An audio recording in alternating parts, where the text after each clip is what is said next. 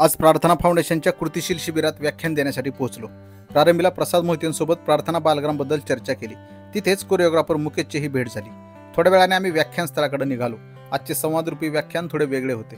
बालग्रामजवळ असलेल्या लिंबाच्या झाडाखाली शिबिरार्थींनी मातीचा ढीग करून स्टेज तयार केला होता. तिथे पोहोचताच टाळ्यांच्या कडकडाटात माझे स्वागत झाले. सगळे शिबिरार्थी सभोवताली बसले आणि मी व्याख्यानास सुरुवात केली. सामाजिक भान निर्माण होण्यासाठी लागणाऱ्या अनेक बलशाली विचारांची सुमारे तासभर पेरणी झाली.